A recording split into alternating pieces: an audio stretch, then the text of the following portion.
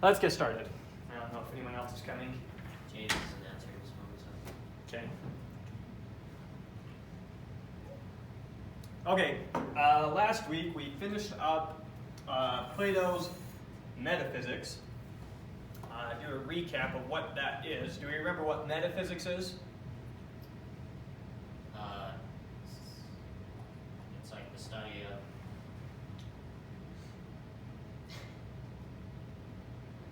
everything, the universe. Study of everything, the universe. Would you study biology in metaphysics? That's part of the universe. Not that part of the universe. One of the ways it's stated is it's a study of being qua being, being as such. Study of being in and of itself, what fundamentally there is in the universe, metaphysics. Three major branches of philosophy, metaphysics, what reality is fundamentally composed of. Epistemology, which is what we'll be starting on today with Plato, which is the study of knowledge and how you can know it. And then finally, axology, which is the study of value. It's like value theory, anywhere where you have to make value judgments. So under axology comes ethics, politics, aesthetics, etc. So those are the three main branches. We just finished Plato's Metaphysics, but it's important that we keep his metaphysics in mind in going through his epistemology because they are so intertwined with Plato. So what do we remember about his metaphysics? his two-world theory, Yeah, there's two worlds. There's this world and the world of forms. Which world is the real world? The world of forms is the real world, right? In every way that you use the word real, the world of forms comes out superior to this world. So there's this world and there's the world of forms, two worlds. The world of the imperfect, physical, changing particulars, this world, and then the world of forms, remember what ultimately drove us to come up with this world of the forms, is trying to understand universals. That's what it all came back to. Socrates started out pointing out we need definitions to capture these things called universals. And so all knowledge is somehow based in universals. That's kind of where Plato kicked off in coming up with his theory of the forms. And then we remember how this world is supposed to be constructed from the world of forms. So there's the world of forms, and then there's the void. And somehow our world is a reflection of the world of forms into the void. The void is not being. The world of forms is what is, it's being. And our world is a world of forms reflected into the void not being, creating this world of kind of being but kind of not being. Remember how all change implies a contradiction. It implies what is becoming what is not and what is not becoming what is. Something that kind of is but kind of isn't at the same time. This world where there's change, these three-dimensional objects, three-dimensional and physical are kind of being used interchangeably in this sense. Since the void is 3D, and since we're projections of forms in the void, then we're 3D. So we're the world in the physical world is a projection of the world of forms into the void. Now we remember the role that the good plays in all this. What's the good? How would you describe it? It's the ultimate source from which comes everything. Yes. It's the ultimate source of everything that exists, and it's the ultimate source of all knowledge. Remember that? For any field you have, if we look at something like geometry, it has its axioms. If we look at physics, it has its axioms. If we look at ethics, it has its axioms, whatever your fields are. And from those axioms, you start working with the field to determine all these logical implications of the field, right? You build out this huge web in each of your fields. He says, when you work backwards, you can work your way backwards down to the form of the good, from which, ultimately looking at the form of the good, you can start deriving all these things, which ultimately derive all these. And so work the web backwards all to this one basic fundamental form, the form of the good. Now, remember that these forms are reality. We are just reflections of these forms. Everything we see around us are just reflections of these forms. So since these forms are all caused by the good, then the good is the cause of everything that exists. Since this is everything that exists, that really exists. So the form causes everything that exists. Now what can be known? What can be known is the connections between these forms, what the forms are and how they're connected. That's what we call knowledge. When we say all men are mortal, we're talking about a connection between the mortality form and the madness form. So all knowledge is about these logical implications and these forms that are derived from the good. So in that way, not only is the good the cause of everything that exists, but it's also the cause of how we know everything that exists. And the analogy he often uses is the same way that you see physical objects with your eyes, you see with your mind the physical structure of the forms. That's what it means when you look at a proof and you say, I see, you're saying that you see with your mind's eye the form now. An analogy to the way you physically see with your eyeball. So the good is the fundamental form, the reason for everything, and the source of our ability to comprehend anything. It all comes down to the form of the good. And note how closely related the good and the true are now in this philosophy. Because ultimately, what was Socrates after? The good, the true, and the beautiful. Plato's just inheriting that. Was that good refresher, good enough to continue? Do we have any questions that we want to go over before we jump into his epistemology?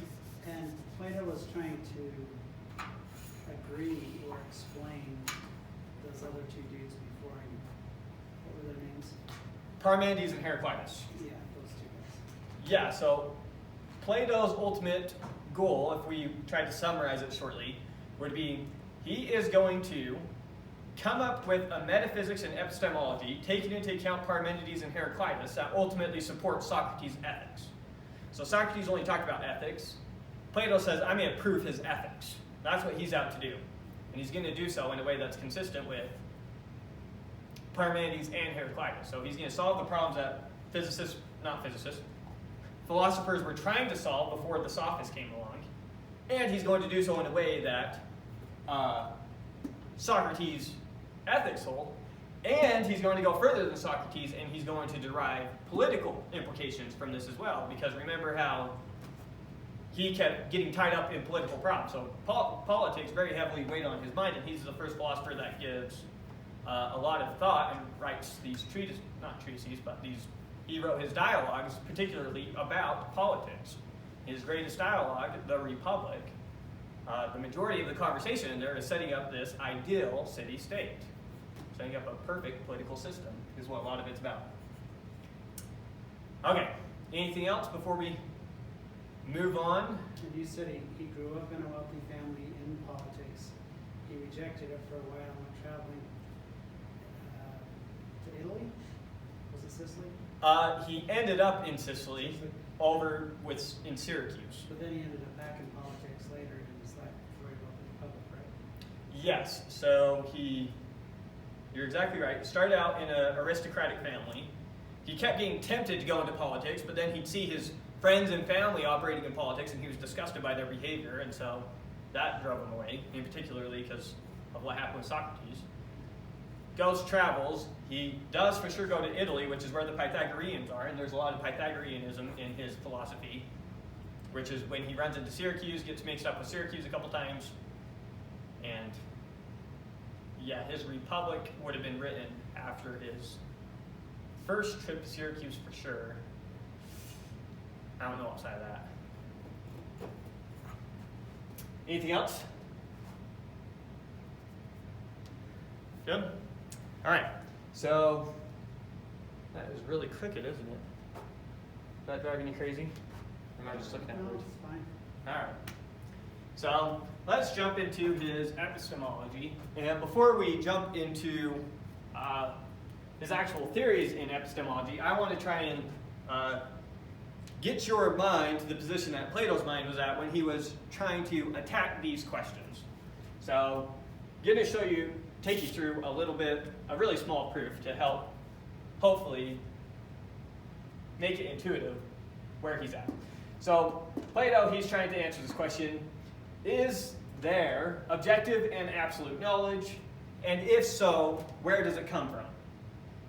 And to show you why he was confused by this, let's do a little demo. I'm going to prove to you that you already know that the angle sums of a triangle is 180 degrees. You already know that. Did you know that you knew that? You did? How did you know that?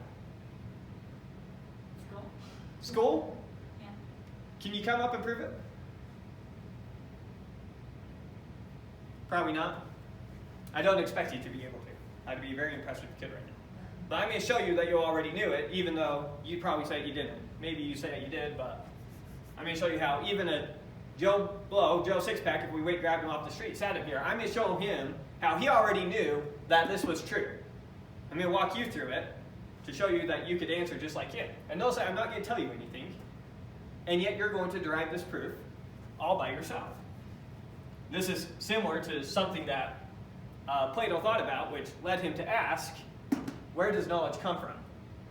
And why he thought that there must be objective and absolute knowledge. So let's start out with a triangle. So I'm going to draw a generic triangle, doesn't matter, some random triangle, there it is, right? For any triangle I draw, can I extend this side longer if I want? Is there anything wrong with doing that? Not with the angles, No, that doesn't change anything about the triangle, right? Triangle's still just a triangle. And I can come on this side of the triangle, and I can draw another line through there parallel to this line, right? So those two are parallel. And if I can extend this side of the triangle, there's no reason that I can't extend this side of the triangle. And there's no reason that I can't extend this side of the triangle, right? Nothing wrong with that? Still a triangle. Now, how does this angle compare with this angle? Same. They're the same big, right? Okay, so this is the same big as this. What about this angle compared to this angle? Those are also the same, so this is the same big as this. Well, how does this angle compare with this angle? Same too. They're the same too. So this angle is the same big as this angle. So this plus this plus this, is that the same big as this plus this plus this? And how big is all of this? 180. 180. Did I tell you anything you didn't already know? No. So you already knew that the angle sum of any triangle was 180 degrees.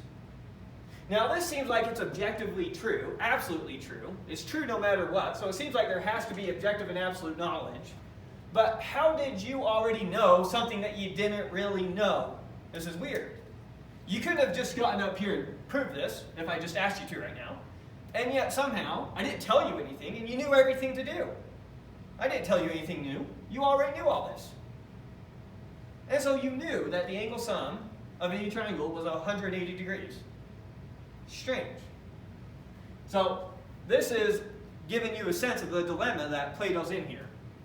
So if I didn't give you the knowledge, where did it come from? It's intuitive.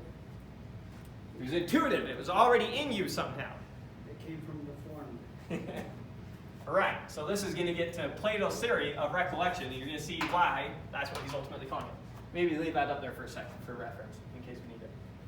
Okay, so now let's jump into his actual epistemology, his theory of knowledge and how we accumulate knowledge. So in epistemology, Plato is primarily opposed to the sophists. Remember that the sophists are skeptics. They're the ones coming out here and saying, there's no such thing as reality. Even if there was, you couldn't know it. Even if you couldn't tell anyone about it, so no sense trying. Right? Those are the people he's opposed to. He's out to demonstrate that objective and absolute knowledge is possible. Since all knowledge is about the forms, and the forms are objective and absolute, right? The world of the forms is, it exists, it never changes, it's the same for everyone. Since all knowledge is about the forms, and the forms are objective and absolute, then knowledge is objective and absolute. Remember that all knowledge is ultimately about the structure of the forms. We already went through our proofs that there's a world of forms, and that it's a completely unchanging world that always has been and always will be. Since all knowledge is about the structure of the forms, all knowledge is objective and absolute. So then, if the forms are in another world, how do we ever come to know them?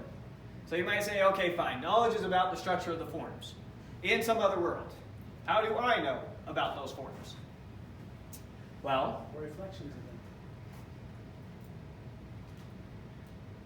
yeah, Because we're reflected into the void from the forms. we are, but Well, if we are, then But can you get all the knowledge of an object just from its reflection?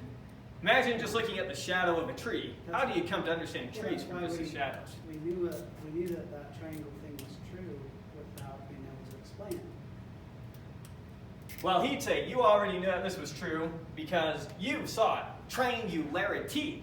You saw the form of triangles in the other world before you came here. And you saw it just like you're seeing me now. And since you saw it there, you knew it. But you forgot when you underwent the process of birth. So prior to birth, our souls existed in the world of forms. Here they came into contact with all the forms. And so in that sense, we used to be omniscient. We knew everything. We saw all the forms, all the structure. You saw them the same way that you're seeing me now. Kind of. They're not physical, but however your spirit would have experienced them. And that's how you came to know the world of the forms. You were there with them. And so when you see these things, they're reminding you of the forms that you already know. It's just helping you recollect. And we'll get more examples of this recollection process. The process of coming into the body causes us to forget everything we knew, but we still possess the innate ideas on some level. On some level, you still know that all these things are true if we can just somehow trigger your memory. Trigger a spark in your memory, then you'll just start saying, oh yeah, I remember, and you'll determine a bunch of things that are true.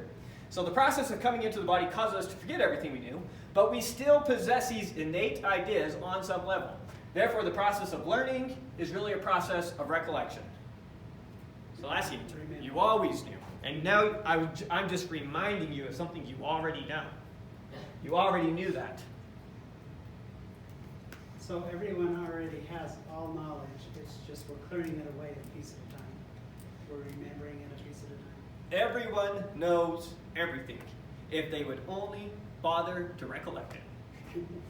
Everyone has access to all knowledge if they would only bother to recollect it. And so one of the things we'll go over is how you go through this process of recollection or learning. Okay, so if all this knowledge is somehow embedded in us, what role do the senses play in attaining new knowledge? Right? If all knowledge is already internal to you, do the senses play any part in coming to learn new things? Since the senses expose us to imitations of the true forms, of the world of forms, of their universals, they can act as a sort of stimulus to help us recollect the form. So we go over a dog example. I take some little kid who's completely ignorant about the world, and I point to a dog and I say dog. And I point to another dog and I say dog. And I point to another dog and I say dog. And then I point them to a dog that they've never seen before and I say, what is it? And they figure it out. That's a dog. I can show you lots of dogs that you've never seen before, and yet you can still identify them as dogs. How does this work? Someone went through the process of helping you recollect dog. They showed you a few instances, and you're like, oh yes, it comes back to me now. Dogness. Now I know all instances of dog. So after seeing a few, you finally recollect it, and now you see dogness, and therefore you recognize instances of dogs. So we help you recollect it. Another example, to see how one recollection helps bring back a bunch of other recollections. Imagine now you're an old man or a woman. You're 80 or so, and now you've got grandchildren. You completely forgotten your high school days. You got 2 grandkids. One of your grandkids is asking you about back when you were in high school, and you're trying to remember, but you don't really remember anything. You say, sorry, too long ago, can't really remember. Another one of your kids happens to open up a yearbook of yours, an old yearbook of yours, and you see in the yearbook, and you might see some picture of Joe, and you're like, oh, Joe, I haven't thought about Joe forever. And you might, just from seeing that picture of Joe, remember, oh, and he was always with that guy, Jeff. So now you remember both Joe and Jeff. And then you might remember Joe and Jeff, they were kind of hellions when they were together, and gave a lot of problems for Miss Lucy back in English class. And you might remember one particular experience that was really bad, and your memory's just going now, making all these connections, recalling all these things, from this one little picture of Joe. You didn't see the real Joe. You saw a little imitation of Joe. And from that one little imitation, you were able to recollect all this knowledge. And it just starts all coming back to you. That's the analogy he's using here. That's how your knowledge works. If all your memories were there in you, you already knew all your high school experiences. You just needed a little bit of a trigger to help remind you. You already know dogness. You just need to see a few instances, and then it'll come back to you. You already know that the angle sum is 180 degrees. You just need to be shown a few things, and then it comes back to you. All knowledge is already within you. These sense experiences, they help you recollect your knowledge. They serve as a sort of stimulus. Now note that the senses never communicate new information to you. They only help you recall what you already knew. I mean, technically, it's just an analogy, but that little picture of Joe, okay, that could communicate new information to you, but hardly compared to what you recall. Right? That's communicating almost no information to you compared to all the experiences you're suddenly recalling. So the senses, they don't really give you any new information. They're just helping you recall information that you already know. Go ahead. Could they still, in a sense, deceive you then? Could you have Sure. You could think it's something that's not. You might see a picture, think, oh, Joe, and then you look at closer, oh, wait, that's Jeff. I need to be more careful in looking at that imitation.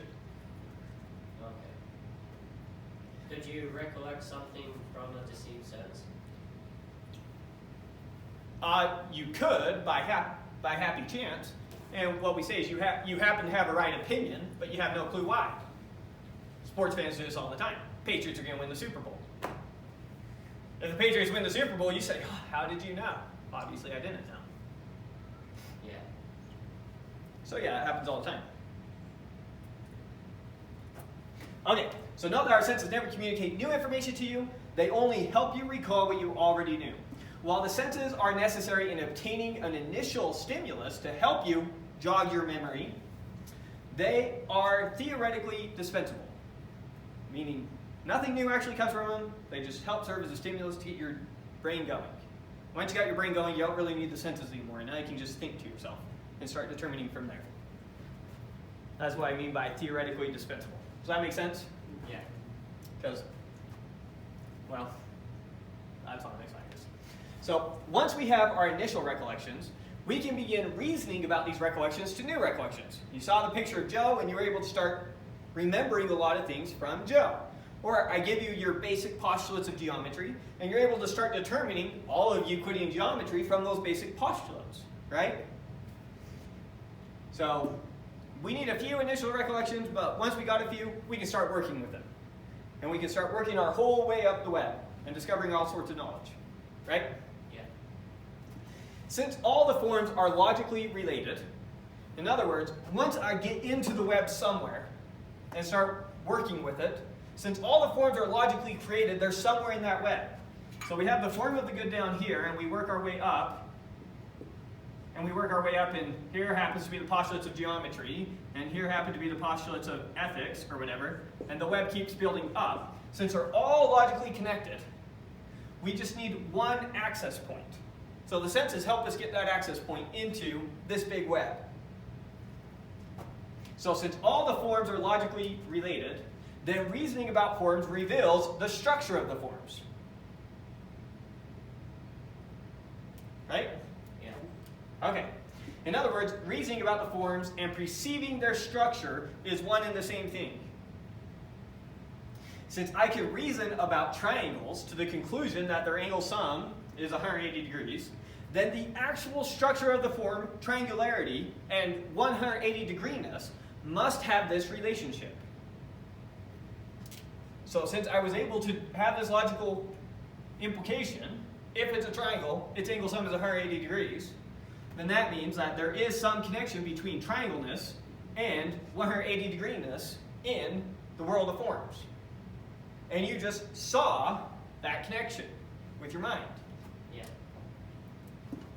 Okay.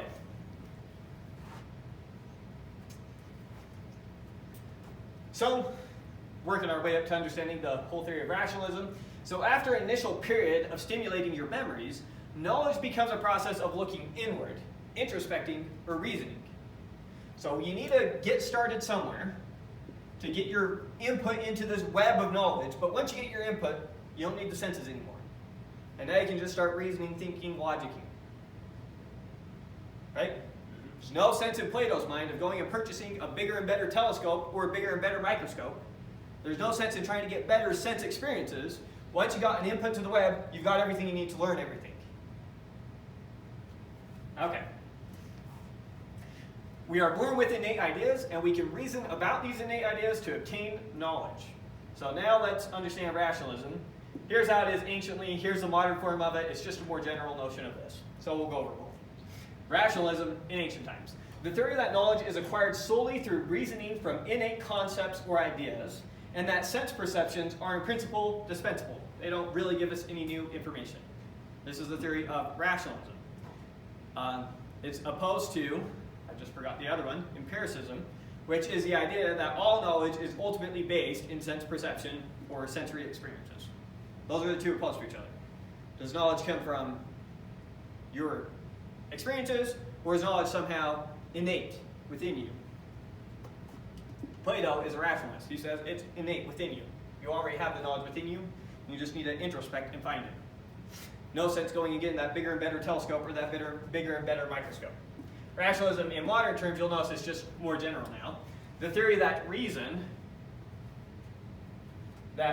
rather than the theory that knowledge is acquired solely from reasoning from innate concepts, notice it takes out the innate concepts. They have more sophisticated ways of doing the same thing now. The theory that reason, rather than experience, is a foundation of certainty in knowledge. So this is a modern approach. It got changed with Immanuel Kant. For the purposes of this class, I doubt we'll even get to Immanuel Kant, so it will be this for us the entire time, what we mean by rationalism. But it just becomes more general. Sorry, were there any questions on that before moving? Okay. How would he have explained magic in his day? Because magic technically is based on principle, on natural laws and principles. It's just that it fools our senses. It fools our eyes and our ears. So It keeps coming up for me as he didn't have a lot of respect for supposed things like soothsayers or things like that. He thought most of that was a bunch of nonsense. He did believe in apparitions of ghosts. So his explanation for this, I think, is actually in the Phaedo. He says there's souls that get so attached to the things of this world, the physical things, that their souls actually acquire a physical element and become somewhat visible to people, which is why at sepulchres, sometimes people see these apparitions of people, these ghosts, these spirits. There are these spirits who are unable to move on back to the world of forms because they somehow contaminated themselves with this physical element. They were so in love with this world that somehow it actually inflicted their spirit, their soul. And so that was his explanation for why people see the dead oftentimes. So he had it for that, but for magic outside of that, I know in particular he has negative things to say about soothsayers, people like that, playing on the ignorance of masses. well, I have no idea what magic was like. Yeah. The forms it took back in his day, but we're pretty good at it today. Yeah, it's amazing. Pretty good at They fooling do. our senses today. So, yeah, I don't know a lot of his opinions on that. Anything else? Go ahead. What about forgetting stuff? You forget stuff all the time. You forgot everything when you came here. You can recollect it, and then you can forget it again. It's still in you, but you just forgot it again. You're back to where you started. Because you already know everything. It's just a matter of recollecting it versus forgetting it. Okay. It's like you went to school a long, long time ago, and they taught you everything. It's like me in algebra. It's like him in algebra. Sure. He was taught it all. And now how much does he remember? Maybe if we worked with him, he'd start saying, oh yeah, I remember that, and we could bring it back out of him. That's right. But if we were to ask him right now, give me everything you know, he'd probably draw a blank. Because it's been so long.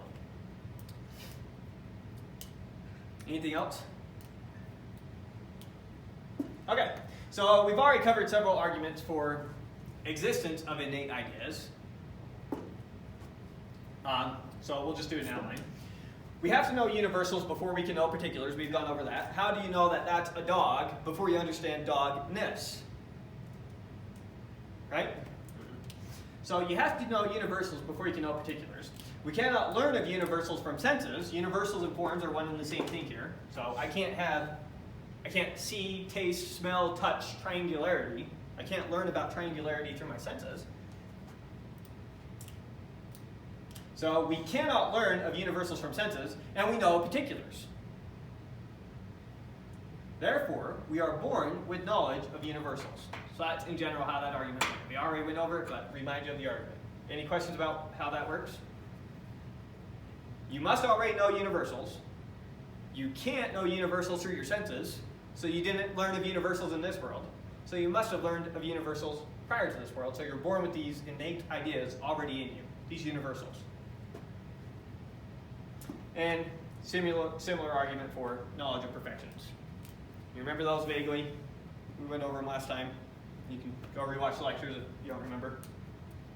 So now we'll come to one of the most famous dialogues of Plato's when it comes to knowledge is recollection. It's called the Meno. In the Meno here, he's a well-educated youth. In particular, he's been trained by the sophists. He thinks he understands what human virtue is. That's what he does. He goes around giving lectures about what human virtue is.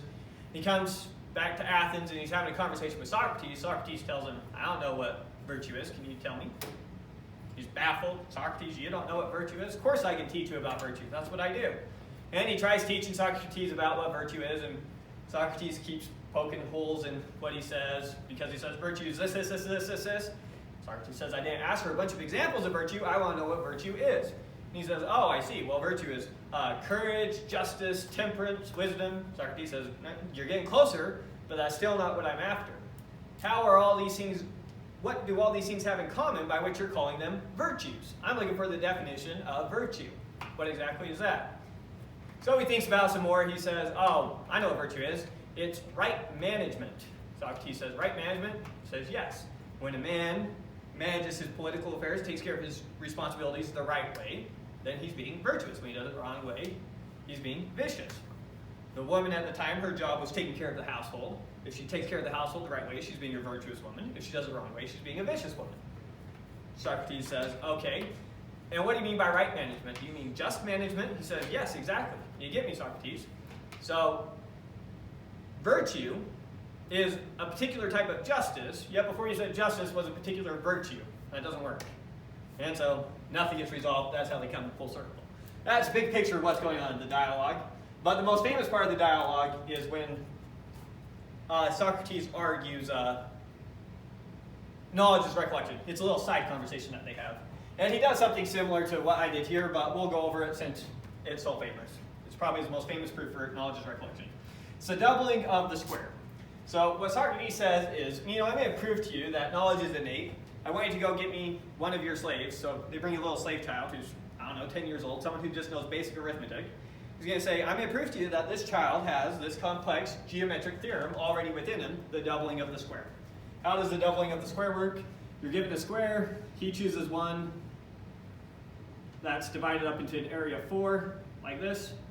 And he says, now your job is to double the square. Create a square that has double the area. Understand the problem? So he's talking to the slave boy, and he asks the slave, he says, you see that this is 1 and this is 2, so the length of the side of the square is 2? Yes. And if the length of the side of the square is 2, what's the area of the square? 4. Now we want a square whose area is double 4. What's double 4? 8. Slave boy says 8. It says, okay, so how much bigger should I make this side length if I want to double the area? And the slave boy says, double it. And he comes along and he says, okay, we'll double it. So we double this side of the square. We double it, but it's a square, so that does this. And now we've got this square, which has an area of 16. Socrates says, okay, so you said double it, so now this length is 4, which was double 2. Slave boy says yes. Says, okay, so what's the area of the whole thing? The slave boy stops, calculates, and he says 16. Socrates says, is 16 double 8? No. Okay, so how long should this side be if we want to only double the square? And the slave boy says, maybe doubling was too much. Let's only do one more, like this. Says this will do it.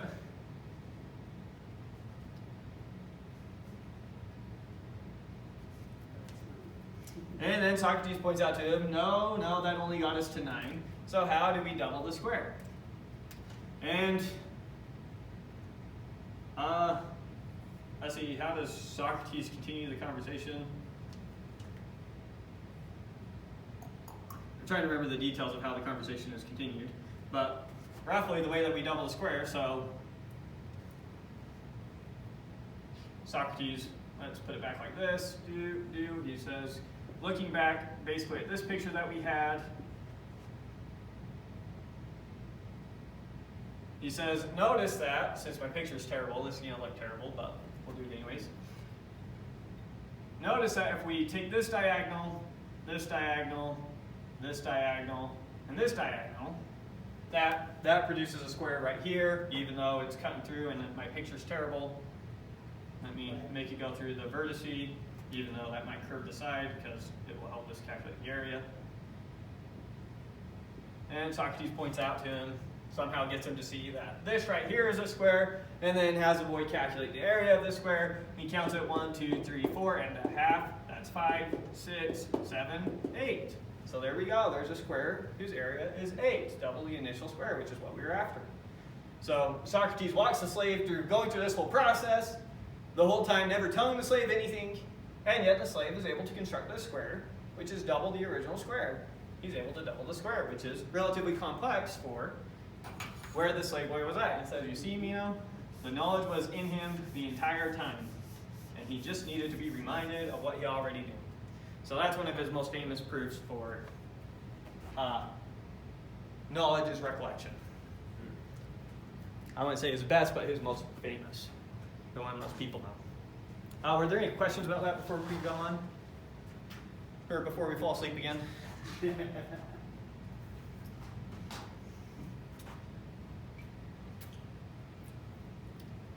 Now you'll remember way back when we were talking about Socrates. We talked about the Apology, Crito, and Phaedo, and I told you that Phaedo is most famous for its 4 arguments for the immortality of the soul. Since the immortality of the soul is so tied up to the theory of recollection, I decided that we should probably briefly go over those 4 arguments for the immortality of the soul. Make sense? Yeah. Because of all knowledge and recollection, the soul has to be immortal, or at least have existed prior to this life, but we'll go over the arguments that the soul's immortal. I debated putting this in metaphysics, but hard to know where exactly to put these things. Anyways, so we'll go over his 4 arguments. So his first argument is an argument from opposites in generation for the immortality of the soul. So he says, observe that in generation, remember that generation for the Greeks explains all change. All change is what is not becoming what is, and what is becoming what is not. So all change is generation. They mean it in that general of a sense. So observe that in generation, everything comes from its opposite. What does he mean by that? He means for something to become bigger, it must have first been smaller. For something to become red, it must have first been not red. For someone to become awake, they must have first have been asleep, and to have become asleep, they must first have been awake. I can't say, watch me wake up. Doesn't work. I wasn't asleep. I can say, watch Jeremy wake up. It works. So, generation comes from opposites. If you're going to go from one state to the next state, if I'm going to go from not red to red, if I became red, I must have at first been not red. If we suddenly changed to have property A, we must have not had that property A. So the opposite must have been true. So he points out that this is in general the case. And he says, now observe that for someone to die, they must first have been alive. So the dead are generated from the living. I can't talk about a person becoming dead if they weren't at first alive. It doesn't make sense. So for someone to die, they must first have been alive, and so death is the opposite of life, right? And generation comes from opposites, so then, in order for someone to come to life, they must have first been dead. And so the living are generated from the dead. The dead are generated from the living must be generated from the dead. Everything's generated from its opposite.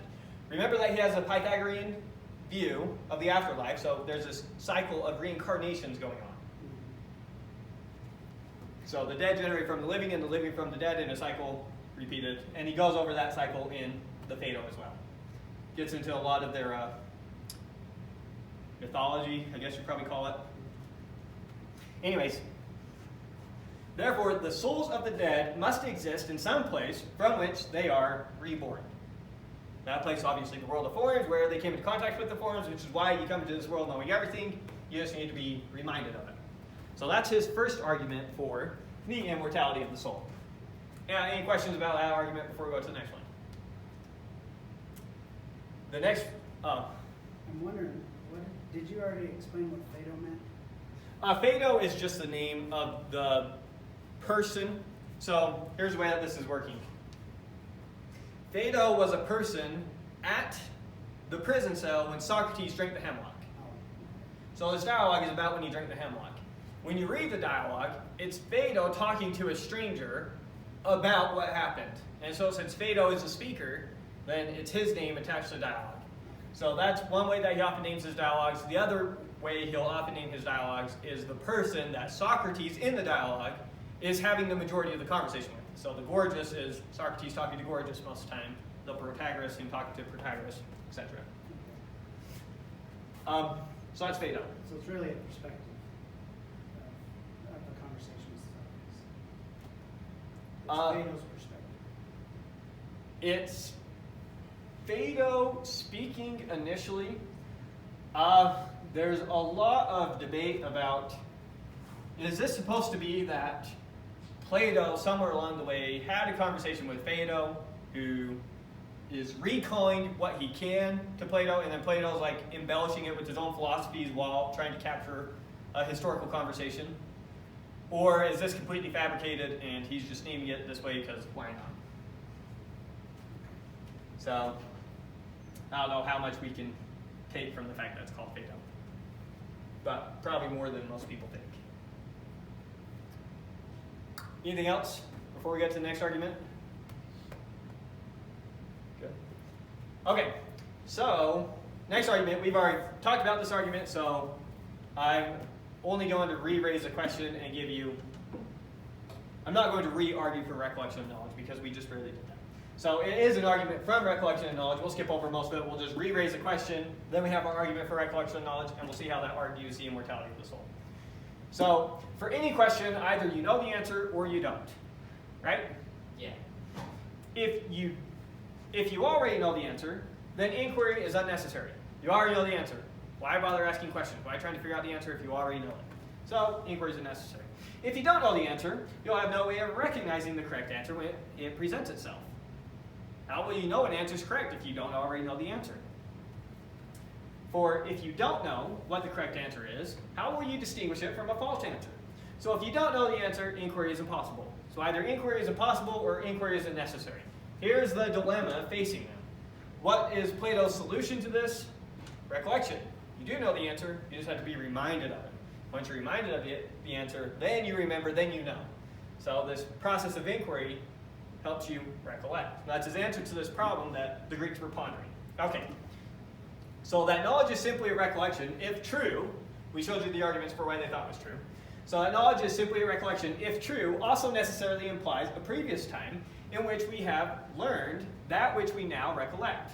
But this would be impossible unless our souls had been in some place before existing in the form of man. Here then is another proof of the soul's immortality. So the crux of the proof is proving that knowledge is recollection. We just went over the Meno's proof instead of Phaedo's because it does a great job, but that's pretty much how the argument goes. Any questions on that one? Okay. Now, they say, about half of what was required has been proven. What's required is a proof of the immortality of the soul.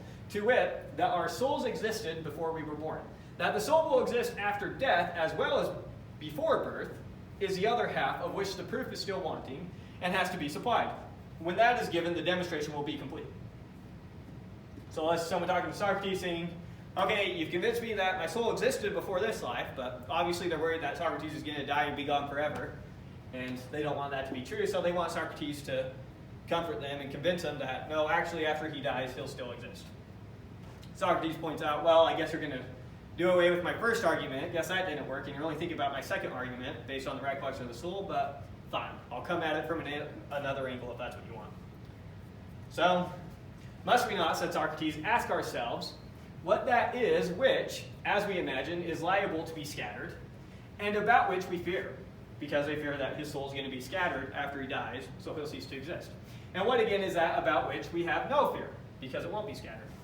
And then we may proceed further to inquire whether that which suffers dispersion is or is not of the nature of the soul. So if the soul is of a nature not to suffer dispersion, then there's no reason for you to fear. Our hopes and fears as to our own souls will turn upon the answer to those questions. So let's see if the soul is liable to disappear after death, or if it's more liable to stick together and persist after death. Let's examine that. And how does this argument go? Roughly like this. Things which are compound, meaning composed of several parts, things which are compound, if anything, are capable of being dissolved. And things which are uncompound, not composed of parts, if anything, are indissoluble. Now, what is destruction of an object if not reducing it to its component parts? What do we mean by destroying something? Breaking it down. Breaking it down to its indivisible parts. So something has to be composed of parts if it's going to be broken down into its parts. And something that isn't composed of parts can't possibly be broken down into its parts. That doesn't make sense. So things which are compound, okay, those can come and go, those can change, those can be destroyed. But things that are uncompound, if anything's indestructible, they're indestructible. So things which are uncompound are indestructible to the extent that anything can be indestructible. They're at least more indestructible than compound things. At the very least, that's true. He actually argues this probabilistically the whole time. He's not saying definitely. So I shouldn't have made it sound like things which are uncompound are indestructible. Things which are uncompound, I said, are more likely to be indestructible or will persist longer. Now, it remains to show that the soul is uncompound as opposed to compound, in which case it is not destroyed by death, or less likely to be destroyed by death than the body, which is how he'll argue. Understand in outline how we're going to continue?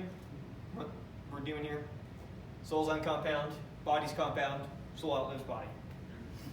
Socrates points out that things which are compound are liable to change, while uncompound things are static. Remember, all change is generation and destruction. If it's generation, it's the parts coming together. Destruction is the parts going away. All change is generation and destruction. Compound things composed of parts, undergo change. The parts come together, fade away. How did it become compound, composed of parts, unless the parts came together? So they undergo change. Uncompound things do not undergo change. They're static. They don't have any parts to come together and go away. There's no generation or destruction with them. Okay. Good so far? Yeah. All right. So Socrates then points out that physical entities are the entities that change, obviously, while non-physical entities tend to be static. Then, since the soul is not physical, then it's non-physical. So it must be one of these static things, and since it's static, it is uncompounded. That's roughly the connection he makes. Then the soul must be less likely to perish as a result of death than the body. Yet the body does not perish upon death. Right? If I kill you real quick, your body's still there. It slowly decays, slowly fades away. What are we supposed to believe? That your soul, that your spirit's gone like that? But that your body just slowly decays and fades away? When your body is this compound thing composed of parts that's way more liable to destruction than your soul? So, then the soul must be less likely to perish as a result of death than the body, yet the body does not perish upon death. Therefore, the soul is not destroyed by death. That's roughly how the argument goes. Now, the objections, understanding how it continues here, it's really not worth it for the payoff because there's a lot to take into consideration. But just so you know, the way that goes is there's some objections raised to this which Socrates does away with, making reference to the previous arguments. He then adds one more argument that an object cannot contain it can't contain opposite properties. We already talked about this. I can't be both red and not red. I can't be both 6 feet tall and not 6 feet tall. So something cannot contain two separate properties, two opposite properties. I think the example he uses is that 3 cannot be both even and odd. And since life is a property of the soul, death cannot be a property of the soul. Because the soul is ultimately what gives life, right? So when I remove the soul from the body is now dead. So the soul contains the property of life. If it contains the property of life, it can also contain the property of death. Those are opposite properties. Something can't be both living and not living. Therefore, the soul is immortal. And those are the 4 arguments in the Phaedo. Any questions on those? Good? All right. So, knowledge is recollection. The soul's immortal. That's how we came to know things, and now we're just recollecting it. How do we go through this process of recollection? That's what we're going to talk about now. And the way that Plato explains it is using his famous divided line. Plato's divided line, very famous. And he talks about it in the Republic, you might recall, before the allegory of the cave. So let's go through his divided line. Observe that there's a difference between, this is me setting up the divided line, and then the next slide will start explaining it. So observe that there's a difference between knowledge and ignorance, right? There's a difference between knowing something and not knowing something. There's a difference between knowledge and ignorance, and that knowledge is about being what is, and that ignorance is about not being what is not. Thou canst not know what is not. Ignorance is what is not. All knowledge is about what is about reality, is about the world of forms. Good with this so far? Okay. Now also observe that there's a state in between knowledge and ignorance called opinion. And that opinion is sometimes true and sometimes false. So ignorance is never true. Knowledge is always true. Opinion somehow is between knowledge and ignorance. It's sometimes true and it's sometimes false. It's in this middle state between the two. With me so far? Mm-hmm. Then opinion is both about being and non-being. Since it's both true and false, and anything true is about reality, anything about non-being, thou canst not know what is not, so that's false. So opinion is both about being and not being. Now what do we know that both is and isn't? Politics. What for Plato both is and is not contains this double property. This world both is and is not. The forms, the world of the forms, that is. The void, that is not. This world both is and is not. So opinions are always about the things of this world. When we're talking about things of this world, you can only have opinion. Opinions are about the things that both are and are not. Opinions are about what is and is not. Knowledge is about the world of forms. Okay. Recall from metaphysics that this world is a mixture of being and non-being. It is the forms, being, reflected into the void, non-being. And so in the same way that knowledge is about the world of forms, so opinion is about this world. Good? Mm-hmm. So now I think we're ready to look at his divided line, which is what we have over there. Can you see this okay? Okay, so here's the way his divided line works roughly. Well, maybe go over the notes we have here and then come back to this. So, now how do we recollect all of our knowledge? We have to go through these processes, which he represents with his divided line. To do so, we must pass through 4 phases. We must go from imagination, or images, to beliefs. These are both opinions. And from that, we must go to intellect and then reason. These are both knowledge. If we go through all 4 of these phases, then we come to know everything, we recall everything, we are omniscient. The first 2 phases are opinion only, while the second 2 are knowledge. Note that ignorance doesn't show up on this, since it's impossible for us to be completely ignorant. You're not nothing. Okay, so ignorance doesn't show up on here. We just have opinion and then knowledge. Each of them divided into these 2 categories. You have to rise up this line, go through these 4 stages to come to all knowledge, to know everything. So what are the first stages? So Plato says you start out down here. You start out in the world of images, the world of painting, sculptures, shadows, reflections, theaters, fictions, unicorns, as a particular example. A world, he says, when you're down in this world, you don't distinguish between images and actual objects. You're like a little child, a little baby. When you look in the mirror and you see mom's reflection, you actually think that that is mom. When you look at a painting, you might be convinced that that painting has real objects in it. When you look at reflections, shadows, all these different things, you might be convinced they're real. When you're watching some fictional story, you might be convinced that that's somehow real. You're down here in the world of images. So first step is recognizing the difference between images, fictions, and the actual objects in this world. I don't want to say in the real world, because this is the real world. In this world. The real objects in this world. Maybe I can use that terminology.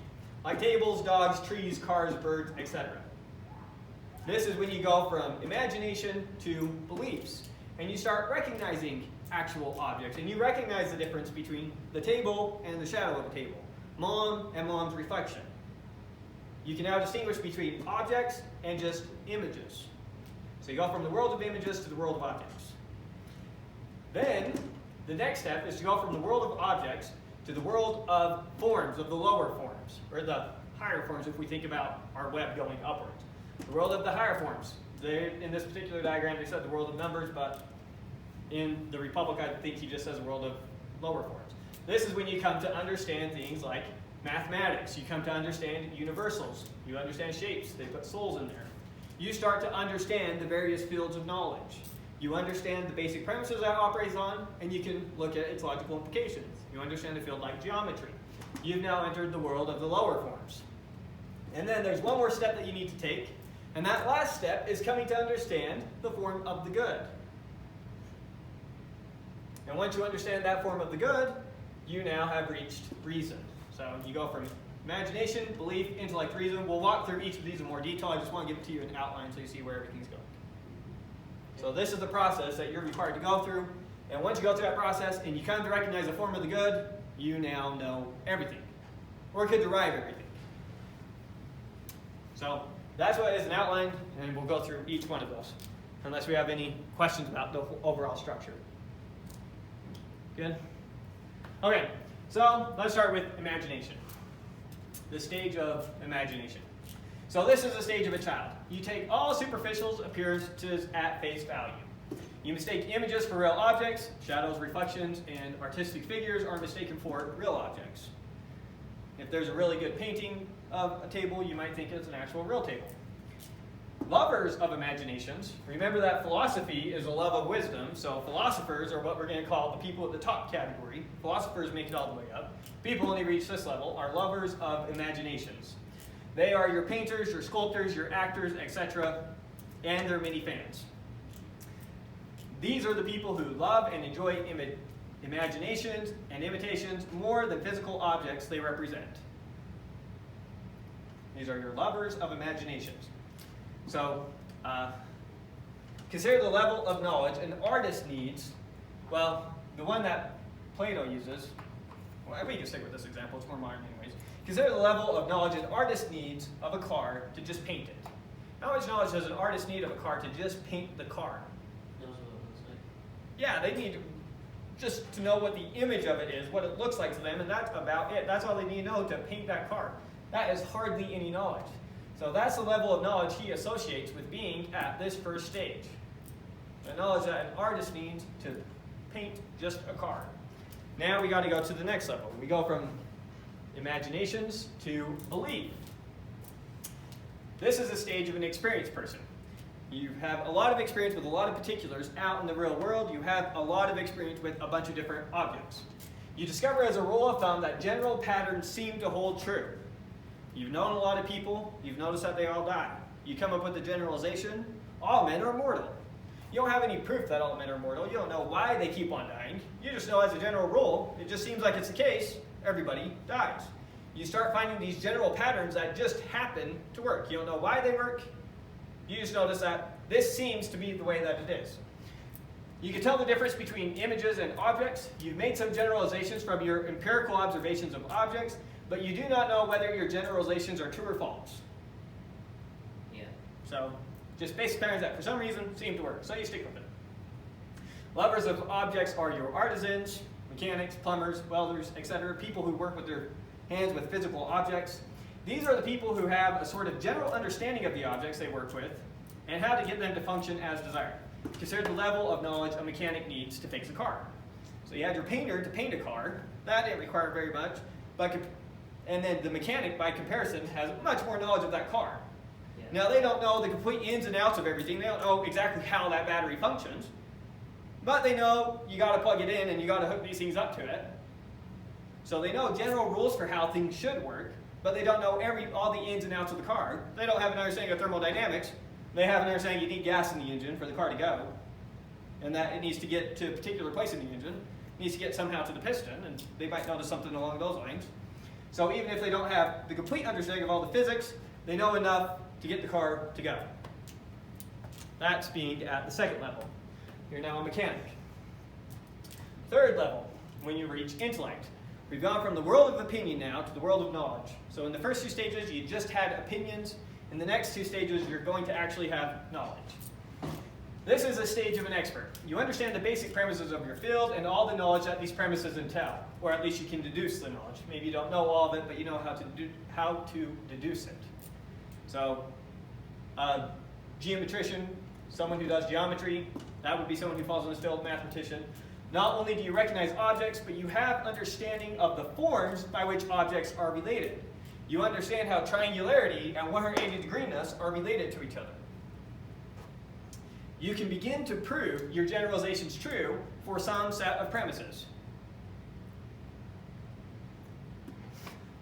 Lovers of forms are your scientists and mathematicians, those who work directly with abstractions or forms. They not only understand the objects, but begin to understand how objects are related to each other. Consider the level of knowledge a physicist has of a car. They can figure out how all of it works. They can figure out exactly how that battery works. They know exactly how your engine works. They understand the mechanics behind your wheels, the friction, everything. They can completely understand everything about that car. But unfortunately, they're limited to just their one field of knowing physics. And we can still go up one more and reach the stage of the philosopher. Here you come to understand the form of the good via what is called dialectic. Now the process of dialectic is very vague. Plato does not give a great outline of it in his Republic, but roughly the way he talks about it is taking the premises of other fields as hypothetically true and working backwards from them to the form of the good. How exactly do you do that? What does that look like? I can't tell you because it doesn't work, because you can't connect all the premises this way. So whatever process he had, it's always vaguely communicated what exactly he means, but he thought he had some process that you could do this and get to the form of the good. You no longer start your proofs from some set of premises. You are able to deduce all knowledge from the single form of the good. If you want to prove something, you can start with the form of the good and work your way up to that. And you can connect all the various fields of knowledge together into one field, because they all come from this one premise, this one postulate, this one axiom. Shouldn't call it a postulate because you don't postulate it's true. You know it's true when you come across it. It's just that intuitive. So deduce all knowledge from the single form of the good. Since all truth follows from the form of the good, you now comprehend how all the various fields are united. The premises of geometry, physics, and ethics all being derived from the form of the good. You basically know everything now, or at least could figure out anything you want. So that's the process by which you recollect everything, if you go through this process.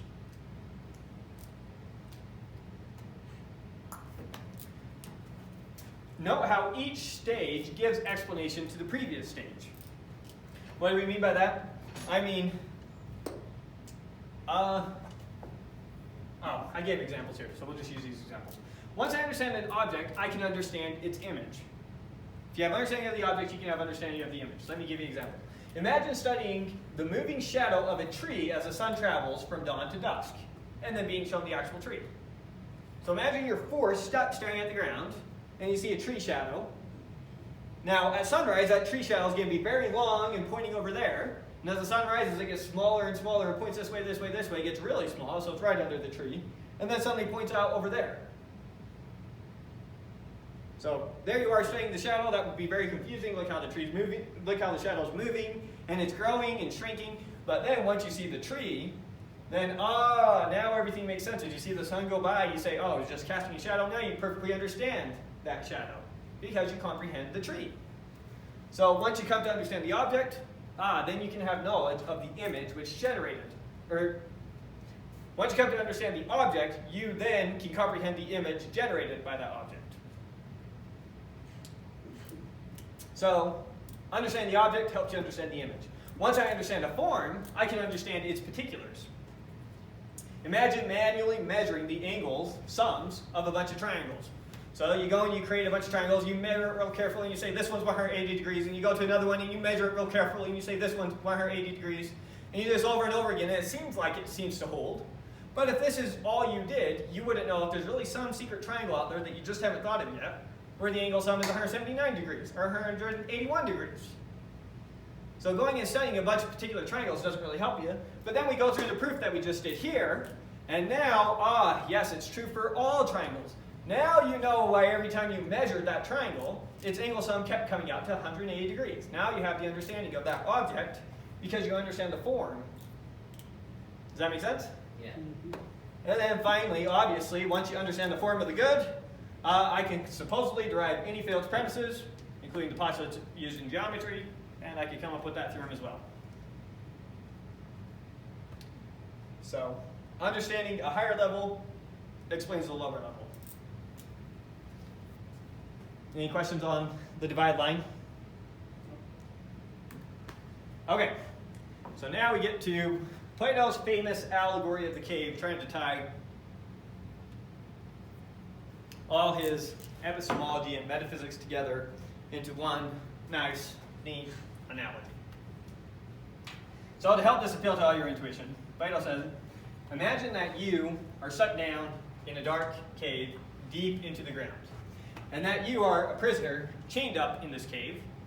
So, and this is how you spend your entire life. You grew up a prisoner in this cave, you're raised a prisoner in this cave, you'll die a prisoner in this cave. And somehow populations are able to survive as prisoners in this cave. You're bound up in such a way that you can't turn your head to the left or right. You can't really move. You're just stuck like this. So kind of don't really comprehend your own body. Very stiff. And you're stuck facing this back wall in the cave. This is your whole existence. On top of that, the cave has acoustics such that anytime you talk, it echoes so much, you can't tell where a voice is actually coming from, where a sound is actually coming from. So for all you know, the sounds are always coming from the back wall. Now, in the back of the cave, there's a dim fire. No, a dim fire. It's not very bright in the cave, it's very dim, and it's very deep down into the ground, so hardly any sunlight can get into the cave. So very dark in the cave with a dim fire. And between the prisoners and the dim fire, there's this roadway where your captors walk back and forth doing all the things of daily life. They can take their horses back and forth, they're just living how they always live. You'd see their shadows. You see the light from the fire casting shadows from the people walking on this back wall, or walking along this roadway onto the back wall, and you'd see their shadows here. Plato says, if you were in this cave growing up as one of these prisoners, you would think that those shadows are realities. That would be all of reality to you is the shadows cast on this back wall. You would think that all the sounds you hear come from those shadows on the back wall because of how everything echoes. All you ever see are those shadows. And your whole society would be based around understanding, comprehending these shadows. If you had,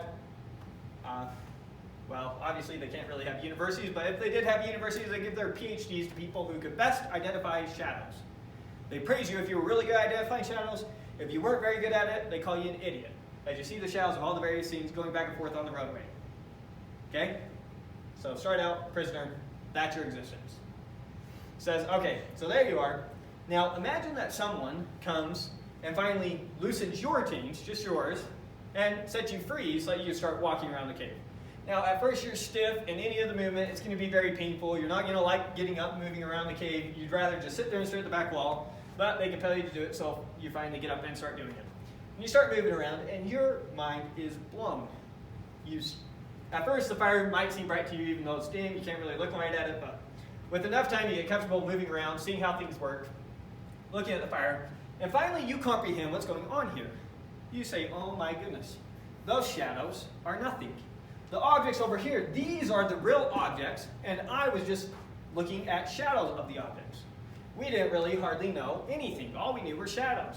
This is what's really going on. This is amazing. His mind is blown. His captor, who released him, says, buddy, you haven't seen anything yet. We're going to go up. Now there's a long ascent back up out of the cave to get out of the cave. And so his captor compels him to go all the way up on this long ascent to get out of the cave into our world. So some other artist rendition of what the story says, although they embellished it a bit. So he gets out of the cave and he works his way up, which is very hard and difficult to do, and he gets out into the real world. And when he gets out into the real world, at first it's going to seem very bright to him. He's not going to be able to handle it at day. That's way, way too bright. So he's going to feel a lot more comfortable at night. And he's probably going to still feel a lot more comfortable with the shadows and the dark things than he does with the actual realities of things. So he's going to be more comfortable with images, reflections, shadows. He's going to be more comfortable at night when things are dimmest than he is at day when the sun is out. But eventually, as he explores this world, he is going to have his mind blown. As he goes throughout the world and he sees all the beautiful, amazing things that he sees and all the variety of things that he never came close to experiencing in that cave. There's way, way, way more to reality than just that little cave that he was a part of. And he's coming to comprehend that. He's coming to comprehend, here's reality, and my cave was just this little nothing with hardly anything in it in compared to reality. So he goes and experiences, sees a beautiful world, all the variety of things in it, thinks this is absolutely amazing. And the last thing that he will look up to and finally comprehend is the sun. He'll look to the sun, and with enough time he will understand how the sun is the source of everything.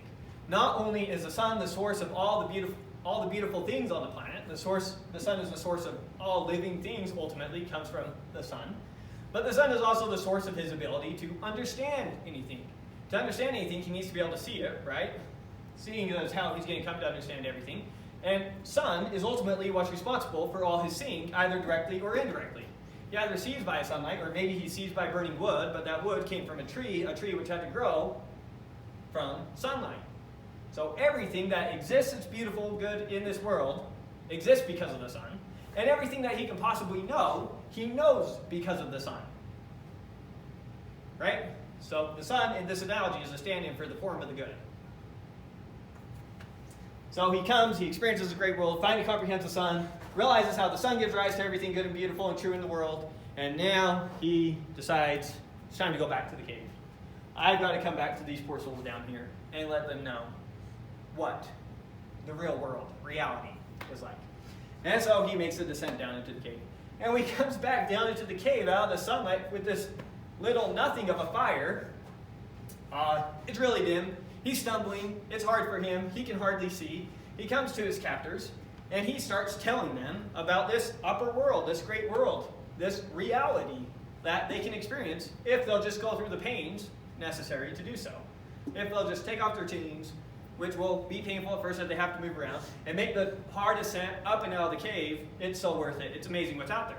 They ask him, okay, well, what is out there? He says it's indescribable. I can't tell you. You just got to experience it for yourself. There's no way of putting it in words. And they're going to be very skeptical of that. They're going to wonder, is this guy a lunatic? Is this guy crazy? And so they're going to test him. They're going to see, let's see if he's actually a smart guy and knows what he's talking about. So they'll say, what's that shadow? What's that shadow? You remember this one? And he'll hardly be able to do it. He will have forgotten how to keep track of these shadows. These shadows mean nothing to him anymore. And furthermore, he'll talk about how irrelevant those shadows are. So to these people, he's talking to them about their reality as though it's nothing, it's not real, and it doesn't even matter, the things that they pride themselves on.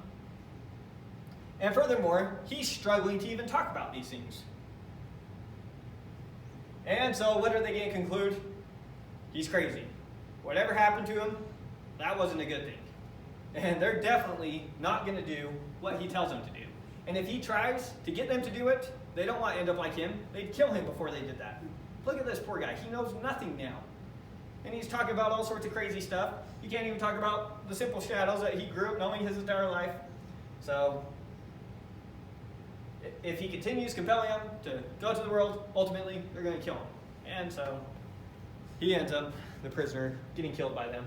Obviously, Plato is making reference here to his wonderful friend, Socrates, compelling people to look to the good, look to the true, look to the beautiful, and ultimately he's compelled to drink the hemlock, kill him. So I'm making this analogy for painting out this analogy where obviously he's thinking about Socrates as the one who went, saw the good, the true, and the beautiful, trying to compel others to come with him, care about the things that they should care about, stop caring about the things of this world, and ultimately they kill him for it. So that's his allegory of the cave. And he explains what everything was a stand-in for as he goes through this allegory. So the shadows that he sees in the cave, he says, those are standing for the imaginations, the images, the artistic things that we have. The objects in the cave are the particulars in our world. The fire at the back of the cave represents our actual sun. The cave represents our world, the world of objects, the world of opinion, the physical world. And then the objects outside the cave represent the forms. The sun represents the form of the good, and then the world outside represents the entire world of the forms. So that's how his allegory works. And that's what his allegory is. Plato's allegory of the cave. Any questions on it? It's pretty cool how he was able to come up with that. It is. Yeah. It's amazing how the ideals, how idealistic he was. This notion of trying to just tie everything together in this one beautiful system where the good is the source of everything. It's very admirable what he's out to Socrates do. was the only one willing to go through this process to see what was out, see the formula good. Yes. Yeah, and he's going to continue with it, saying that only people who've gone through this process when we get to politics should be our political leaders. He's going to basically be arguing people like Socrates who didn't really want to get involved in politics should have been our politicians. They should have been our rulers, the types of people who are willing to go through this process and are willing to come back down to the cave and try and get us to go through the process. Interesting. Yeah, it's a fun one. That's in the Republic. You wouldn't even have to read the Republic. You could Google Plato's Allegory of the Cave and read the actual text if you wanted to. Strongly recommend it. It's a ton of fun. If you find it in the Republic, it might be worth it to go back a little bit further and read his divided line first. It helps set it up pretty good. But nonetheless, famous allegory. One of those things that you've seen a bunch of references to in our culture. It's one of those things you don't notice that you see a bunch of references to it until you go through it, and then you'll start noticing them all over the place. Yes, it's like when you first start driving a Toyota, and you notice lots of people have Toyotas. That kind of thing. So it's something that's referenced a lot in our culture. Very famous. Any more questions? Okay. That gets us through his epistemology, and that gets us into ethics. How are we feeling? Is it time to call it quits, or do we keep going? It depends on how much you have. Well, we definitely won't get through all of ethics. There's no way we have enough time for that, but we can keep going if you want. But I also don't want to turn it into a waste of time. You look pretty dead. You okay? It's been a month. Processing. Huh? I'm good to keep going. You're good to keep going? Everyone wants to keep going? Start with the ethics? Yeah. All right. I'm gonna probably miss next Monday, so I'll have to watch it. Okay. Well, then we'll dive into the ethics. That's what I was hoping to do. Hope we can get like halfway through the ethics, and next week finish ethics and politics and be done with Plato before school starts. So much material. Okay. So now, switching gears to ethics. Remember, Plato devised this whole system to justify the ethics of Socrates. Now, when we covered Socrates, we didn't do a deep dive into all his opinions. We more familiarized you with dialogues and went through the Apology. The reason I didn't do a deep dive into Socrates' ethics is because Plato's and Socrates' ethics are so closely tied together that you may as well cover them in one bundle package. Secondly, it's hard to distinguish sometimes between Socrates and Plato early on. It's hard to know who to attribute it to, but there comes a point where it's clearly Plato. So I'll talk about the ethics of Socrates and Plato to begin with, and then we'll get to a point where we can draw a line and say, okay, now we're definitely talking about just Plato, because he's going to take Socrates one step further. So that's why I have Plato, but ethics of Socrates, because we're going to be covering what they both seem to believe to begin with. Good? Yeah. Okay, so let's jump in. All right, remember that ultimately Plato is out to establish Socrates' ethics. Recall that Socrates was ultimately out for an objective and absolute code of ethics. He says the reason that you guys are so confused as to whether or not there is a natural justice, justice exists by nature, it's not just a matter of man's convention, is because you don't have a definition for justice that you're adhering to. You're confused about your own notion of justice. If you came to understand justice as it's universal, if you knew the essence of justice, universal justice, had a definition for justice, once you have universal notions for the words you're talking about, we can start talking about universal truths. So he was out for absolute and objective code of ethics, values that absolutely and objectively were good. This is how you definitely should live your life. So the Sophists viewed any system of ethics as a collection of preferences and or conventions. There is nothing either good or bad, but man's thinking makes it so, to quote William Shakespeare, I believe. some sophistry there. So Socrates viewed ethics as being closer to a science than an amalgam of preferences or predilections. So they say it's just a bunch of your preferences. When you're telling me your code of ethics, you're just saying how you prefer things to be. Socrates says, no, no, no. Ethics is a science. There's basic premises, you deduce their conclusions, and that's how you come to know what is good and evil. Your preferences are irrelevant. Now, in a lot of his arguments, he made analogies between the health of the body and the health of the soul. As gymnastics and medicine are to the body, so ethics is to soul. I should specify these terms a little bit, clear up these terms a little bit. Gymnastics, we think about a very particular art form as gymnastics now. The way that the Greeks used it is any sort of, it's just maintaining physical health. When you go to a gym class, you're doing gymnastics. It's just maintaining your physical health, just basic exercise. And then medicine, here, most medicine that we talk about today is curing a disease or dealing with the symptoms of a disease. The way that they use it, medicine is also prevention of a disease in like basic diet. So someone, what do they call them? Nutritionists, or what do they call them? Is that it? Nutritionists, people that like design a healthy diet just for you, that would fall in a dietitian, yeah, those types of people. So it's not just curing disease that they're talking about with medicine, but maintaining a simple diet would be part of medicine for them. So these are broader than we typically think of the terms today. So this is your physical health by maintaining your body physically, and then this is maintaining what you put into your body, I guess. But also curing diseases, that come up. So medicine, how we use it today, but more broad than that. Any question about those two? Because that's how we're going to use them from here on. Okay.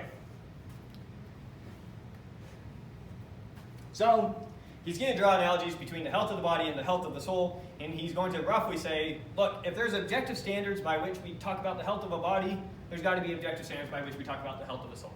That's roughly how it's going to go. So consider the health of a body. By nature, the body needs gymnastics, physical exercise, and medicine, both preventing and curing elements. And so there are associated sciences for determining what is good and bad for the body. Right? Gymnastics, certain gymnastics is good for your body. It's good for you to get physical exercise. It's not good for you to not get physical exercise. Your opinion on the matter is completely irrelevant. You should be getting physical exercise. Similarly with medicine. Either you should take a medicine or you shouldn't take a medicine. Your opinion on it is pretty irrelevant. If a doctor tells you to take this and it's going to help you, you're probably going to take it and take his word for it. And you say, well, according to my preference, that's not going to help me. And I think that more kick's going to help me. That's what I prefer. So that's not how we think about medicine. That's not how we think about exercise. But I was going to say, and that's also how we shouldn't think about ethics. We shouldn't think about ethics as just being your preferences versus my preferences. There's some objective metric, some objective foundation from which ethical health can be derived. Incidentally, as a side note, modern day doctors are of the opinion that my patients don't get better because they don't take the medicine. They don't take the pill. Just as a side note, not as of this one. Did you hear what I said? Yeah. I'm thinking about how to tie it. You were just saying that when a doctor tells you to take the pill, you're just going to take his word for it and take the pill. Well, Not yeah. In reality. So I should probably say it better. Don't take the pill. So as we, as a third observer, watch the doctor give the patient medicine, we all agree he should take the medicine. Now, whether he does or doesn't, is another story, but we understand that there's right and wrong things to do when it comes to medicine, and we don't leave it up to that person's personal preference. We don't have the doctor come in and say, you got cancer, what should we do? What's your preference? He might line out some options for you first and say, now pick one of these expertly determined options, which, as far as I can tell, are equally valid. But we still expected him to have some foundation by which he was determining what those good versus bad options were. Yeah. He doesn't just leave it up to your personal preferences. And so this notion of ethics being completely up to your personal preferences, he's going to be the same way. He's going to say it's just as absurd to say, well, that might make you happy, but it doesn't make me happy. He's going to say that's absurd. The same way that, well, eating a bunch of cake might be bad for you, but it's good for me because I just love it. No, it's not how it works. Okay. So since these are sciences and not a matter of opinion, then we now have an objective metric for what is good and bad for the body. Drinking example. You drink a bunch of alcohol, might taste good to you in the moment, but you're probably going to get liver poisoning. So overall, your health is deteriorated by drinking that alcohol. So we all understand excessive drinking, bad. It's not a matter of your opinion. I really like alcohol. That doesn't matter. You're killing your body. We have a metric by which we can determine whether something is good or bad when it comes to your health. Either you're becoming healthier or you're becoming poisoned. You're becoming more and more healthy or you're getting closer and closer to death. And ultimately you might kill yourself. And we say, see? You did a really bad job following the medicine you were supposed to. Unfortunately, they can't hear you. Okay, so therefore, it is universally true that in order to maintain a healthy body, one must exercise reason and self-control as opposed to satisfying arbitrary desires. You need to do what you're told. You need to, well, maybe not do what you're told. You can figure it out for yourself. You can test certain things, find it out for yourself, but exercise some amount of reason to figure out what you should and shouldn't do. You all know roughly how many calories you should eat in a day. If you quadruple that, you're in trouble. You know that, exercising your own reason. So you need to also exercise a little bit of self-control and not just overindulge yourself. So now we get to the soul. In the same way that there's an objective principle of medicine and gymnastics, so too there are objective principles of ethics. We know the metric by which we can test a principle of medicine to the extent it produces or destroys health in the body. But by what metric can we test a principle of ethics? How can we determine if something is more ethical versus less ethical? What's the metric that ought to be used? Socrates says, happiness, or eudaimonia. That's the Greek word. Now, happiness is how it's typically translated. Modern translators have tried to tend away from this translation because psychology has kind of stolen that word to mean basically an emotion or a feeling. So other translations that are now modernly used is, did I not put it somewhere? Oh, I put it down here. The condition of human flourishing is another common translation to help you understand it. Now, most of us, I think we have a higher notion of happiness than just a good feeling, right? Yeah. It's not just feeling pleasure right now. That's not what we mean by happiness. So, the condition of human flourishing, reaching happiness. So, Socrates says, happiness and misery are the consequences of right and wrong ethical action. So, to the extent that something produces happiness is the extent to which it's ethical. The extent to which it produces misery is the extent to which it is vicious or evil or wrong. If you cultivate virtue, you will increase the health and well-being of your soul, thereby producing happiness. Cultivate virtue, that produces happiness. That's the metric we're using to determine, yep, that was ethical. So virtues will produce happiness. That's how we know that they're virtues, as opposed to vices are that which produces misery. So now we have a method for classification. All right, so that in similar manner, if you cultivate vice, then you'll become more miserable, more evil, and more miserable. Any questions on that so far? Is it fair to say that obesity would be considered unvirtuous? Yes, they would call that, so we're going to get to the fourth. Well, I guess it would depend on the nature of it, but for the most part, yes, there would be exceptions to the rule. And they would call that intemperance. So their four chief virtues are temperance, courage, justice, and wisdom. To give you just quick intuition of what each of those are for Plato, wisdom, that's having lots of knowledge and understanding. That was pretty easy. Justice, I can't give you the short version of justice. It depends a lot upon his theory of the soul. But it's basically, the easiest way of saying what justice is you minding your business. And we mean that in the positive action part, not just negative part. When someone says mind your business, they mean don't pay attention to my business. When he says mind your business, he means you focus on your business. You focus exclusively on that. Really mind your business. That's what ultimately justice is. Courage would be not allowing pain to overrule your reason. So if your reason concludes, I should do A, but then you think, oh, but that's going to cause me a lot of pain, so I'm not going to do it, even though I think I should, then he would call that a cowardice act. So if you're sitting on your couch and you're thinking, oh, I really should work out today, but that's not going to feel too good. That's a painful experience. He doesn't just mean pain is pricking you with a needle. So the physical pains of not exercising, you say, but the physical pains, you say that's a cowardly act. Say if you're sitting there contemplating, I really should do my homework right now, but that's mentally painful, I don't want to do that. You call that a cowardice act. So broader than just what you see on the battlefield. And then temperance is the counterpart of courage. You say temperance is when you allow your desire for pleasure to overrule your reason. So you're sitting there thinking, I really shouldn't eat that cake. But it will taste so good, so you eat the cake. That's intemperate. So in that sense, classify it as intemperance. Any other questions? Okay. So, therefore, there are objective principles by which happiness is cultivated. Your opinion as to what will make you happy is as irrelevant as your opinion as to what will cure your disease. There are things that will make you happy, and there are things that will make you miserable. There are things that will cure the disease your body has, and there are things that will not cure the disease. Your opinion is completely irrelevant. You might have the right opinion, you might not. Another analogy, because he rules us all the way over to all knowledge of the forms are the same, your opinion about what 5 plus 5 is completely irrelevant. You might have the right opinion and know that's 10. You might have the wrong opinion and think that's 9. Your opinion, completely irrelevant. It is what it is, independent of you. What will make you happy is what will make you happy, period. It's a science. Your opinion on it, irrelevant. Which is completely contrary to the way the sophists are arguing. The sophist ethics is, you have that desire, go and satisfy it.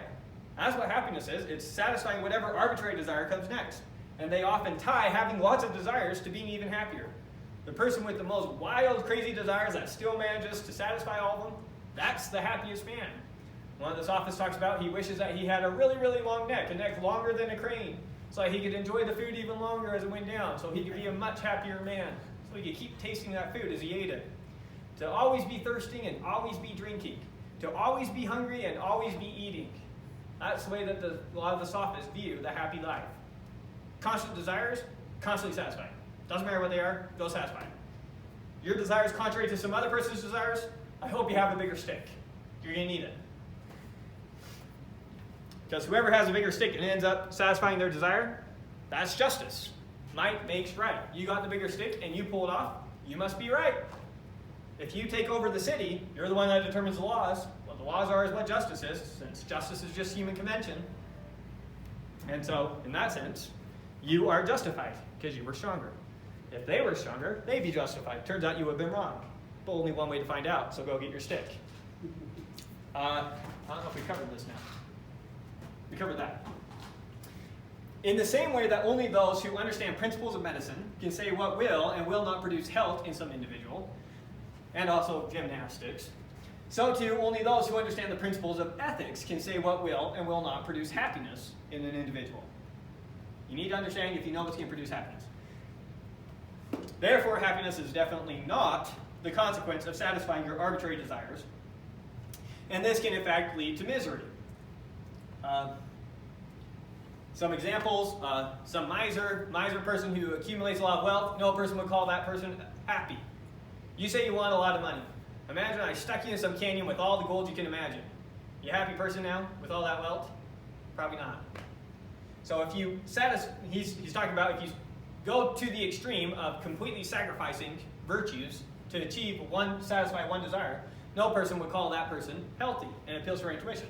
Another example is the famous person who thinks, at the time they think the more famous they become, the happier they become. So they go and they pursue all that fame and they become really famous, and often they end up depressed. We know lots of famous people who become depressed and ultimately end up killing themselves, sometimes accidentally, sometimes intentionally, because they're out to stay happy. Hollywood's a great example of that. Or the intellectuals, the modern intellectual. We don't mean here a smart person. When you hear intellectual, you probably think of the smart person you know. Understand that those people are also working people who contribute to their society, who have families. Talk about someone in the extreme who wants to be considered an intellectual at the sacrifice of all things, so they don't have the family life, they don't have the job. An intellectual, someone whose end product is just some idea. Should have put the famous poet's line in there. There's nothing more rare than a happy, intelligent person, something to that effect. because that was a poet who surrounded themselves with supposed intellectuals. So people that pursue just this one thing at the sacrifice of cultivating virtues often end up leading miserable lives. They have a strong desire for this one thing, they go on to pursue it at the sacrifice of everything else, often ends up producing what we would call a miserable life. It's pretty intuitive to us when we see these lives that, no, that's a miserable life. We wouldn't want that. So Socrates says, no, while wealth might be nice, virtues are more important. So wealth can make your life more convenient, but you're not going to be happy if you don't also have these virtues. Yep, fame might be nice, might be good to be famous, but if you don't have these virtues, you're still going to end up miserable. It's great to be an intellectual, it's great to be smart, nothing wrong with that, but if you don't have these virtues, it's not going to help you. Well, wisdom is actually a virtue, and well, we don't really call most intellectuals wise. Anyways, so there's some counterexamples to illustrate intuition. Now, since happiness is a product of cultivating virtue, and since no one can rob you of or provide you with virtue, you are the only one who can make yourself happy. Yeah. No one can make you courageous, and if you are courageous, no one can take that from you. No one can make you temperate. If you are temperate, no one can take that from you, etc. So there is nothing anyone can do to make you happy, but there's also nothing anyone can do to take away your happiness. So one of the things Socrates was saying at the end of the Apology, he's talking to them, says, you can't really do any harm to me. Yeah, you might take my life, so what? You can't convince me that I've necessarily suffered an evil. You can't convince me that I'm necessarily going to be more miserable because of that. Happiness is a product of virtues. You can't rob me of them. There's nothing you can do to me. Similarly, since no one can force or cause you to cultivate vice, you are the only one who can make yourself miserable. If you like you're miserable and you think it's mom's fault, it's not your mom's fault. It's your fault. You're the only one who can make you miserable. No one can make you miserable but you. No one can make you happy but you. No one can make you miserable but you. Notice how contrary this is to our modern pop culture. Why do the guy and the girl in the movie run off and get married? Because they make each other happy, is what they often say. He makes me happy, she makes me happy. Socrates would say, no, not possible. Only you can make you happy, and only you can make yourself miserable. Why do they get divorced? They're making me miserable. No, only you can make you miserable. They can't do that to you. This means that no one can really do you any harm, because the only harm is to become more miserable. No one can really make you any more miserable, so no one can really do you any harm, or really do you any good, with the exception of yourself. So, come what may, you can be happy. Come what may, you can be miserable. It's up to you. Now, also, happiness is an achievement for the Greeks. If happiness is a product of virtue and someone is actually a happy person, this is an achievement and the end of a completely moral life. Now, they're not talking about some person giggling at a party. They say that they're experiencing some momentary excitement. That's not happiness. We all know that's not happiness. Watch them for a few days and tell me if that person who's always giggling at the party every night is a happy person. We all know that they're not. So he's not talking about this string of exciting experiences over and over again as happiness. Happiness is the achievement and the end of a completely moral life. To the extent that you cultivate virtue in you, you will become a happier person. And not some momentary sensation. Completely opposed to the notion of happiness as a string of exciting events. Okay, so ideally, it's nice, but not necessary to have the comforts of life as well. Yeah, it's nice to have those comforts, but it's not necessary to live a happy life. It's nice, not necessary. And I don't know if I mentioned somewhere else, but I'll mention it here in case we don't get to it somewhere else. And Socrates goes one step further. He says, and you'll notice actually for the most part, the comforts of life that you so enjoy are often products of cultivating virtue anyways. So you'll notice that your people who are more just, more temperate, more courageous, more wise, tend to have the better comforts of life anyways. They tend to have the better families. They tend to end up moderately wealthy. They tend to have all these different things. Yeah, there are a lot of exceptions, but he'll say as a general rule, these are the things that lead to a good life, or lead to the comforts of life anyways. So you might experience those just by cultivating virtue by accident. So, if happiness is a product of cultivating virtue, what are the virtues and how are they cultivated? Okay, so now we'll go over the virtues, which I already did, but we'll do it again. The four chief virtues are wisdom, temperance, courage, and justice. Socrates believed that not only was knowledge a necessary condition for obtaining virtue, as is the case with medicine. If you're going to act medically, I don't know the way to say that, you need to understand medicine. So Socrates believed that not only was knowledge a necessary condition for obtaining virtue, but that it is also a sufficient condition for obtaining virtue. Knowledge is virtue. He thinks it is impossible for you to truly know that something is evil and still commit an evil act.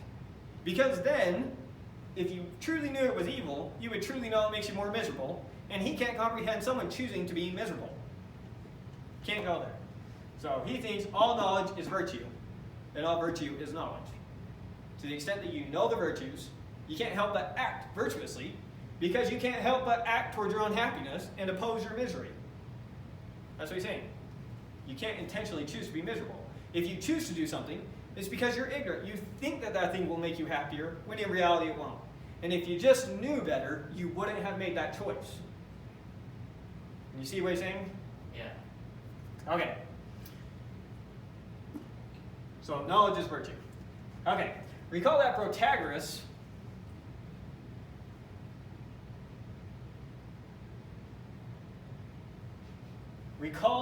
in the Protagoras, where wisdom, temperance, courage, and justice are all shown to be the same thing, and therefore they're all wisdom. Recall that in the Protagoras. That sense is weird. I'll just say different. Remember that when we went through the Protagoras, one of the things that Socrates was arguing is that all the virtues were really knowledge, were really wisdom. All the virtues were really one and the same. That was the argument he was making. Because remember, he was saying, all the virtues are the same, but they can't be taught. Protagoras was saying, no, the virtues are different from each other, but I can teach virtue. Because at the very end of the dialogue, he says, Protagoras, how silly we are. Here I am arguing that virtues can't be taught, yet I'm saying they're all knowledge, which obviously knowledge should be able to be taught. And Protagoras, you're saying the virtues aren't knowledge, but that you can teach them. And what can you teach if it's not knowledge? So he pointed that out in the dialogue, but in the dialogue, he goes through all the pains of trying to show that wisdom, temperance, courage, and justice are all shown to be the same thing, and therefore they're all wisdom, which is knowledge. So that's one of the examples where we see Socrates arguing this that we've already come across in the class. This means that if you truly know what is right, you will necessarily do the right thing, and that all evil is done in ignorance. Anytime you do something evil, you thought that would make you happier. You thought it was good. Good meaning it will make you happier. But you were deceived. You were wrong. You were ignorant of the facts. And if you only knew better, you wouldn't have done that. That's what he thinks.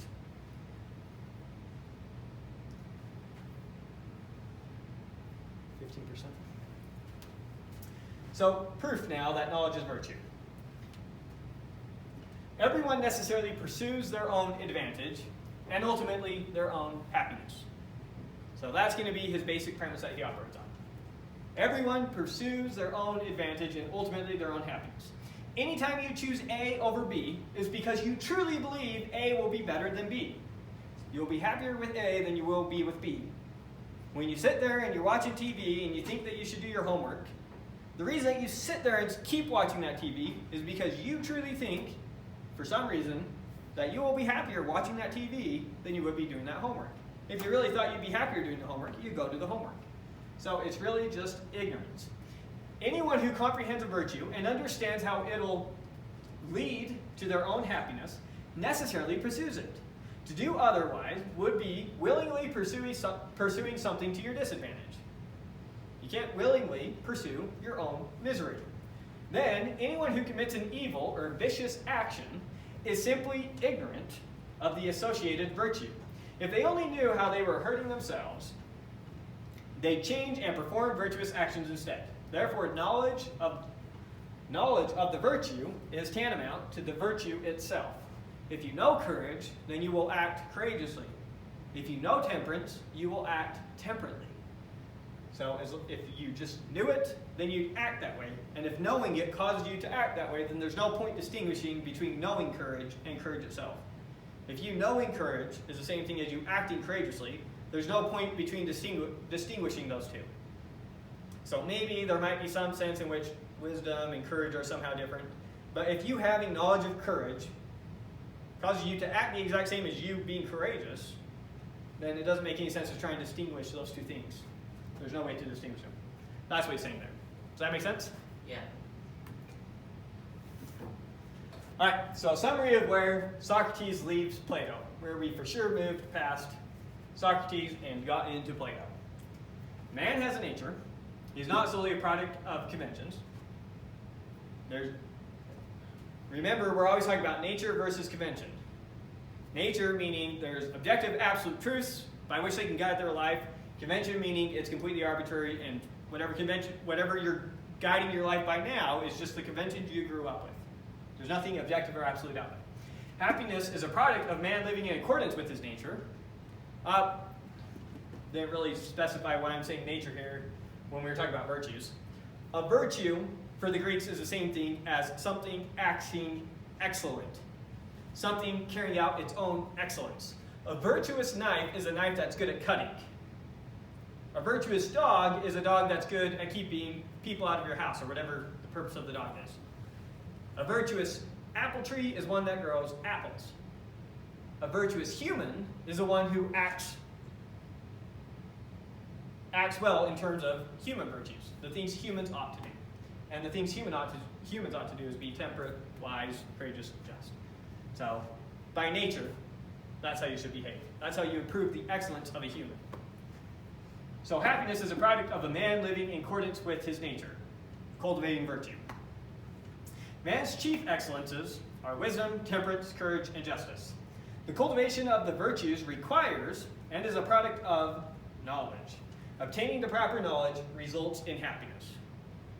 So that's a summary of where Socrates leaves off and Plato for sure starts. And that's probably a good place to stop.